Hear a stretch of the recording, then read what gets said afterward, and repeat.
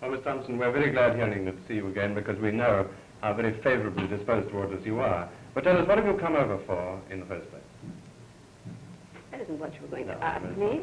I don't know the answer to that. That would be a long story. I can't answer that. Right. Miss Dorothy Thompson, we're very glad to see you over here, and particularly during one of the quieter periods of the last year or so over here, during, in fact, a lull. Well, I didn't come because there was a lull. I came because it's the first opportunity I've had to come to England. In fact, I should like to have seen England during your bad days. I'm an old correspondent, after all. And I'm not sure that I didn't make a mistake in coming even now, because I have a feeling that the decisions of the most important decisions of the next weeks are going to be made in my own country, in America. Okay.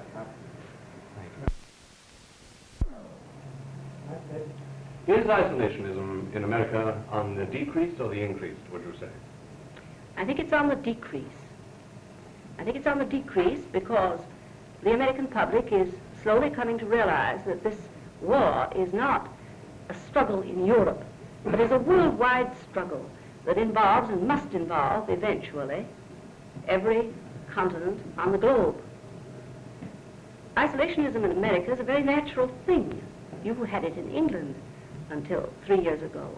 Every people hopes to be able to manage its own affairs so that it can stay out of war. And in America, although everyone in America loathes Mr. Hitler, and although everyone in America, I'm saying everyone, nearly everyone, hopes and prays for a British victory, it's very hard for somebody in Kansas, which is 1,500 miles from the seacoast, to see that this war involves the United States and must involve it in the long run, unless we're willing to give in and accept any sort of a settlement of world affairs that one or two men wish to make. I don't think my country will do that because it never has in all its history. Okay.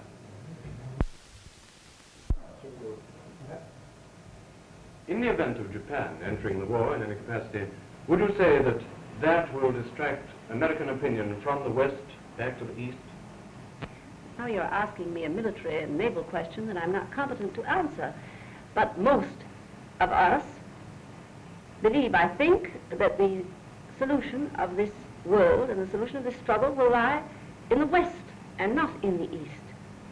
No, I don't think we'll be distracted. It will be a matter of deciding how we dispose our forces, of course. Thank you.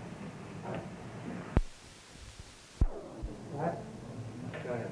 It's a great pleasure to me to be in England again. I haven't been here for 3 years, not since the beginning of the war, and it's marvelous to see an England so serene and so confident and so courageous. It makes one very proud of the country of one's language and of one's forefathers.